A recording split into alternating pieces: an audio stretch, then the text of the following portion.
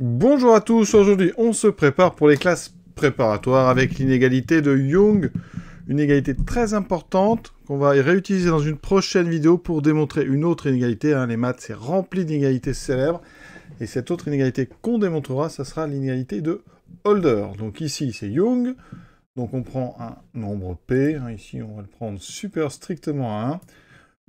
Et on va, en quelques étapes, montrer que quel que soit le couple XY de réel non nul, réel positif non nul, le produit XY est toujours inférieur ou égal à X puissance P sur P plus Y puissance Q sur Q. Donc on est parti. Première question. Donc montrons qu'il existe un unique réel Q tel que 1 sur P plus 1 sur Q égale 1. Ça c'est assez simple. Et ce nombre Q, on lui donne parfois le nom d'exposant conjugué ou conjugué de P. Ici pour les inverses. Et donc, on va vérifier aussi que Q est strictement plus grand que 1, et on donnera deux petits exemples pour P égale 2 et pour P égale 4. Voilà, on est parti avec cette première question. Alors, pour montrer donc l'existence de Q, je vous propose de considérer l'équation d'inconnu x, 1 sur P plus 1 sur x égale 1. Et ici, x est réel. D'accord, on résout ça dans R. Bon, P est strictement plus grand que 1, donc ça veut dire que quand on inverse, 1 sur P est entre 0 et 1. Donc, ça veut dire qu'un sur P est bien défini. Donc, c'est bien défini. Ça veut dire qu'ici, 1 sur X va être égal à 1 moins 1 sur P. 1 sur P est strictement plus petit que 1. Donc, ici, si je fais moins 1 sur P, c'est donc entre moins 1 et 0. Donc, je rajoute 1. Ça veut dire que 1 moins 1 sur P est entre 0 et 1. Donc, c'est inversible. Ça veut dire qu'ici, ça équivaut à dire que x est donc égal à 1 sur 1 moins 1 sur P. Donc effectivement, eh bien, cette équation a une seule solution. Donc cette équation a une unique solution qu'on va appeler Q, qui est égale à 1 sur 1 moins 1 sur P. Alors on peut écrire ça autrement. D'accord, on va mettre au même dénominateur, ça fait P moins 1 sur P. L'inverse ici, ça donnera donc P sur P moins 1. Et on vous demandait après que Q était strictement plus grand que 1. Alors regardez ici, on va faire un petit truc très astucieux. Regardez, je vais mettre ici P moins 1 en haut. Donc je vais mettre P moins 1 plus 1. Je fais apparaître en fait le dénominateur et je sépare en deux. Donc ça me fait P moins 1 sur P moins 1 plus 1 sur P moins 1. Donc ça me fait 1 plus 1 sur P moins 1. Alors, P est plus grand que 1. Ça équivaut à dire que P-1 est strictement positif. Donc, en inversant, 1 sur P-1 est strictement positif. Et donc, ça veut dire que Q, qui est égal à 1 plus 1 sur P-1, eh bien, 1 sur P-1 est positif, donc ça, c'est plus grand que 1. Donc, effectivement, on a bien Q qui est strictement plus grand que 1. Alors maintenant, déterminons Q pour P égale 2. Alors, pour P égale 2, on peut appliquer soit la formule qu'on vient de trouver. D'accord, ça donne Q égale, alors, P sur P moins 1, donc 2 sur 2 moins 1, ce qui donne 2. D'accord, sinon, vous pouvez retrouver ça en résolvant 1 demi. Plus 1 sur Q égale 1, ça me donne donc 1 sur Q égale 1 demi, donc en inversant Q égale 2, vous voyez. Maintenant, pour P égale 4, eh bien, si vous prenez P sur P moins 1, ça fera 4 sur 3, 4 tiers. Sinon, vous résolvez 1 sur 4 plus 1 sur Q égale 1, ce qui me donne 1 sur Q égale à moins 1 quart, donc 3 quarts en inversant. Q égale 4 tiers. Voilà pour la première question. Deuxième question. On fixe donc Y dans R plus étoile. Étude et variation de la fonction f définie. Donc pour tout x appartenant à R plus étoile par f de x égale xp sur p plus x puissance q sur q moins x y. Alors on va dériver, mais dériver par rapport à x. Vous devez donc considérer que y est... On va quand même justifier qu'on peut dériver. Donc, vous prenez x puissance p, p c'est un nombre, donc c'est strictement plus grand que 1, donc ça c'est une puissance. Alors, je rappelle que pour tout x, donc strictement positif, x puissance p, si on prend p plus grand que 1, eh bien ça on peut l'écrire exponentielle de p ln de x. D'accord? Et donc, tout ça c'est largement dérivable, donc si on divise par p, ça c'est dérivable. Un dérivable donc sur 0 plus infini. D'accord. Ensuite, la fonction ici qui a x associé y q sur q, eh bien ça, elle est dérivable parce que, vous avez bien compris, y est fixé, dérivable sur r, parce que ça, c'est une constante, donc pas de problème sur r plus étoile. Et si on fait x donne x fois y, ça, c'est dérivable donc sur r aussi. Alors, si on prend x sur r plus étoile, donc c'est dérivable sur r plus étoile, hein, bien sûr. Et parce qu'ici, en fait, xy, c'est une fonction en fait linéaire, avec une pente qui est y est fixée. Donc ça veut dire que f, c'est la somme de trois fonctions dérivables. Sur r plus étoile, il n'y a pas de problème. Alors, je rappelle, un r plus étoile, hein, c'est 0 plus infini. Il faut vraiment que vous arriviez à passer de l'un à l'autre sans problème. La dérivée, donc, pour tout x strictement positif, on dérive. Alors, une puissance x puissance p, quel que soit p ici, alors j'ai mis plus grand que 1, ça marche aussi pour p positif. Quand vous dérivez, ça donne p fois x exposant p moins 1. D'accord? Alors, certains curieux vont se demander, voilà, ça c'est une formule qu'on généralise avec des puissances qui ne sont pas forcément entières. Mais regardez, si je dérive ici, eh bien ça va me donner exponentielle u, donc je dérive pln de x, c'est-à-dire p sur x, fois exponentielle de p ln de x. Et si je remets ça sur une forme, donc si je mets le x sous forme exponentielle, ça me fait exponentielle de p ln de x sur e de ln de x. Je remonte cette ln de x, donc en haut, eh bien ça me donne p exponentielle de p ln de x moins ln de x. En factorant par ln de x, ça me fait p exponentielle de p moins 1 ln de x. Et si je remets ça sous une forme, ici avec les fonctions puissance, ça fait x puissance p moins 1. Vous voyez bien, on peut donc dériver sans problème x puissance p, ça donne p puissance moins 1. Alors, j'oublie pas que dessous, il y avait déjà un p, donc là, je vais avoir sur p, plus la dérivée donc, de yq sur q, ben, c'est constant, parce qu'il n'y a pas de x. D'accord? Donc ça fait 0. Et xy, on a dit que c'était linéaire, donc quand on dérive, il reste la pente, il reste le y. Donc je refais. Ici, on dérive x puissance p, ça donne pxp moins 1 sur le p qui était déjà là, plus ceci qui est une constante par rapport à x, donc ça donne 0.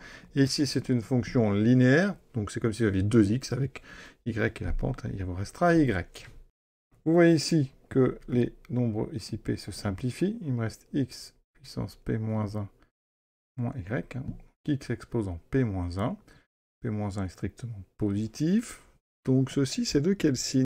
Eh bien, on va revenir à l'exponentielle. C'est exponentielle p moins 1 ln de x moins y.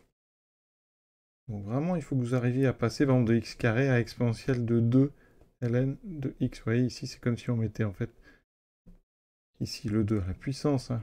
x2, c'est e de ln de x2. Et le 2 peut sortir. Eh bien, on peut faire comme ça, sortir le p-1, même s'il n'est pas forcément entier. Donc maintenant, on a besoin du signe. Alors, on va tout d'abord résoudre égal à 0. Donc, exponentielle p-1 ln de x égale, enfin, moins y égale 0. Ça équivaut donc à exponentielle de p-1 ln de x égale y. On passe au logarithme y. Hein. Je rappelle que y ici est donné strictement positif, puisqu'il est dans r plus étoile, donc je peux passer au logarithme. Ça veut dire que j'ai p-1 ln de x égale ln de y. Donc, ln de x égale ln de y sur p-1, et je passe à l'exponentielle. Ça me fait exponentielle de ln de x, donc ça me fait x égale exponentielle de ln de y sur p-1. Pour ceux qui manipulent très bien les posants, ça fait exponentielle de ln de y exposant 1 sur p-1, et donc ça me donne x égale y exposant 1 sur p-1. Donc ça, c'est égal à 0. Maintenant, on fait la même chose avec strictement positif, parce qu'on fait une étude de signes. Donc quand je passe ici au logarithme, ça ne change pas l'ordre. Le logarithme est strictement croissant. Donc c'est équivalent à p-1 ln de x plus grand que ln de y. Je ne mets pas des parenthèses, on gagnera un petit peu de temps. p-1 est positif, que p est plus grand que 1. p-1 est strictement positif. Je peux donc dire sans problème. Ça veut dire que j'obtiens ln de x plus grand que donc 1 sur p-1 ln de y. Et donc, j'obtiens x plus grand que exponentielle de ln de y exposant 1 sur p-1. Et donc, j'obtiens x plus grand que y exposant 1 sur P moins 1. Et donc ça, c'est positif, hein, parce que l'exponentiel, c'est positif. Donc je peux faire un tableau de signes maintenant. Donc on a vu que f' s'annulait en y exposant 1 sur P moins 1. C'est positif quand x est plus grand, donc à droite. Ici, c'est donc négatif. Ça veut dire qu'ici, j'ai une fonction qui est décroissante, ici croissante, avec ici un minimum qui est en f de 1 sur y, f de y exposant 1 sur P moins 1. Et vraiment, j'insiste, alors, une fois qu'on a l'habitude de ces fonctions puissance, hein, quand on a ça, on peut directement, en fait, dire que x égale y exposant 1 sur P moins 1. Mais il faut bien comprendre ici que votre nombre ici, P moins 1, c'est juste un nombre qui est strictement positif. Vous n'avez pas forcément, il n'y a pas du tout de nature entière, forcément. Donc, c'est des exposants qu'on n'a pas l'habitude de travailler en terminale. C'est pour ça que j'ai préféré vous montrer comment transformer x puissance a en e de a ln de x. D'accord? Alors, on a une petite étape qui est toute simple. Hein. X, vous savez que l'exponentielle de ln de grand x, eh bien, ça se compense. Donc, x exposant a, c'est e de ln de x exposant a. Et on se rappelle que bien, les puissances sortent, donc c'est comme ça qu'on peut se rappeler rapidement de cette formule très utile pour transformer n'importe quelle x puissance quelque chose en un exponentiel. Vous voyez qu'ici, ça nécessite d'avoir x strictement positif pour pouvoir considérer après le ln. Donc ici, ça va très bien, justement. Alors maintenant, on va aller chercher la valeur de ce minimum ici. Hein. Donc le minimum, c'est f de y exposant 1 sur p moins 1. Et je rappelle ici que Q, on a trouvé P sur P moins 1. Ça va avoir son importance ici. Très jolie cette question, vous allez voir. Donc ici, j'ai remplacé donc X par Y exposant 1 sur P moins 1. J'obtiens exactement ceci. Je n'ai fait que remplacer X. Hein. Donc ici, YQ sur Q, ça n'a pas bougé. Le Y ici, j'ai mis un Y puissance 1, c'est le Y. Hein. D'accord? Et maintenant, regardez. Ici, on a Y exposant 1 sur P moins 1. Le tout exposant P, donc les exposants vont se multiplier. Donc ici, le P, je le mets 1 sur P fois Y exposant... Donc P sur P-1. Il se multiplie P fois 1 sur P-1. Plus 1 sur Q, Y puissance Q. Moins ici Y puissance 1 sur P-1 plus 1. Parce qu'ici, ça fait 1. Les exposants s'ajoutent. Donc ça donne quoi? Regardez, 1 sur P. Y là, P sur P-1, ben ça fait Q. Plus 1 sur Q, Y, Q. Moins ici Y. À quel exposant? Ben regardez. Ça fait 1 sur P-1 plus P-1 sur P-1. Ça fera P sur P-1. C'est encore Y. Donc ici, puissance Q. Et on va factoriser par Y puissance Q. Et regardez ce que ça donne. Y puissance Q. Ça fait 1 sur P plus 1 sur Q moins 1. Et ça fait 0. C'est la première question. Et donc on trouve 0. Et donc, ça veut dire qu'ici, notre minimum, c'est 0. Ça veut dire que, eh bien, pour tout x, donc strictement positif, eh bien on a f de x qui est donc supérieur ou égal à 0. Et même pour être précis, f de x est strictement positif, sauf pour f de y exposant 1 sur p moins 1 qui vaut 0. Et grâce à ça, on va pouvoir conclure. Ça veut dire qu'on avait fixé y, donc ce qu'on a fait est valable quel que soit y. Donc quel que soit y, strictement positif, et quel que soit x strictement positif, f de x est positif, d'accord? Donc, y puissance p sur p, enfin, x puissance p sur p, plus y puissance q sur q, moins yx, xy, est donc supérieur ou égal à 0. Et si vous mettez ça dans le bon ordre, ça donne donc x exposant p sur p, plus y exposant q sur q, et donc supérieur ou égal à xy. Et si on met ça dans l'autre sens, bien sûr, vous avez x fois y, qui est inférieur à xp sur p, plus yq sur q, et ça, quel que soit donc x et y strictement positif. Donc cette inégalité s'appelle l'inégalité de Young, et on va s'en servir. Donc ça peut être utile de les connaître, ça fait partie de la culture, et de temps en temps, on se dit, tiens, une idée, et on s'en sert, voilà. A priori, donc en début de prépa et de post-bac, contentez-vous déjà d'essayer de démontrer ça, et c'est déjà un bon travail.